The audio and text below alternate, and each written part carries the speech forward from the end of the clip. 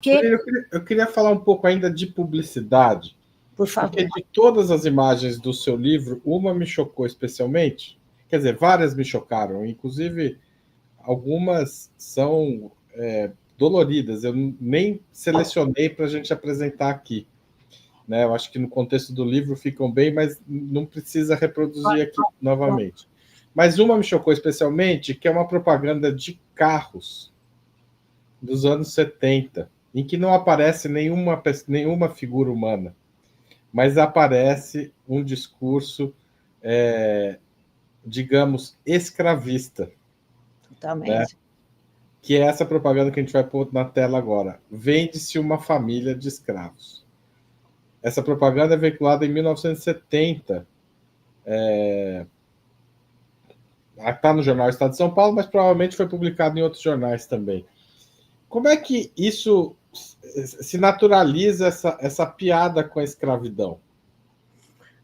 Olha, Haroldo, a gente sabe que a piada é sempre uma metáfora, né?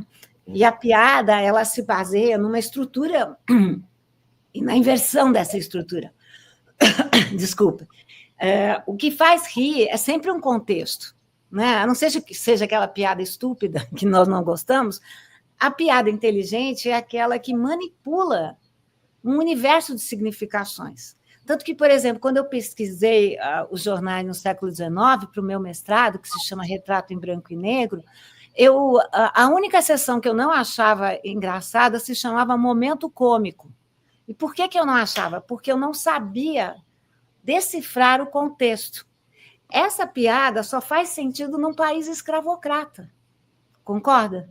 Ou seja, ela é pretensamente engraçada, não tem nada de engraçado. Estamos nos anos 1970, nos anos da ditadura militar, nos anos dos assim chamado milagre econômico, em que se passou o grande milagre econômico, se inscrevia nos utensílios domésticos e nos carros, nos automóveis individuais, burgueses, né? Porque, ao mesmo tempo, se acabou com a estrada de ferro.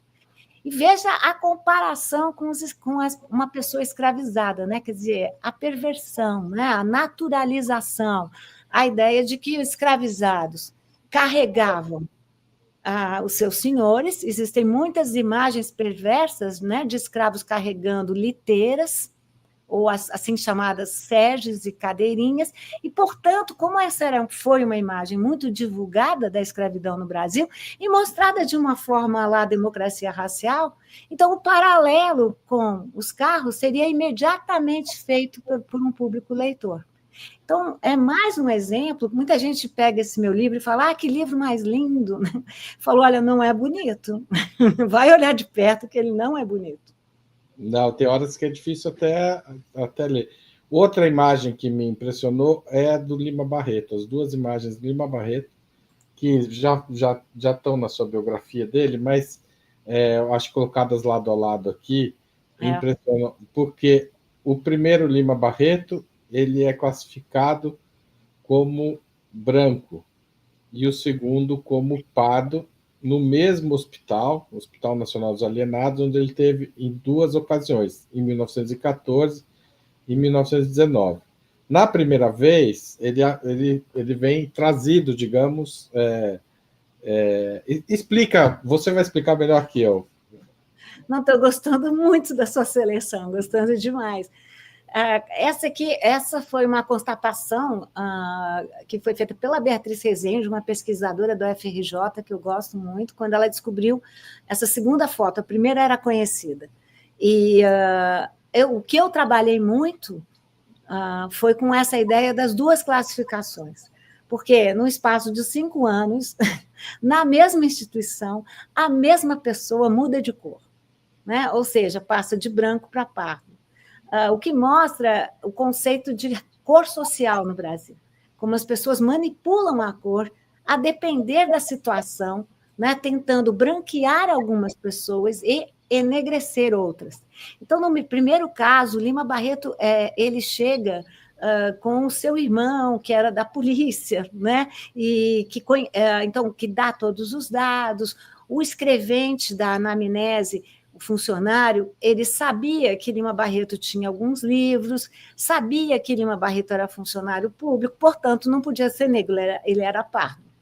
Esse coringa da nossa classificação, que vem sendo politizado pelo movimento negro desde os anos 1970.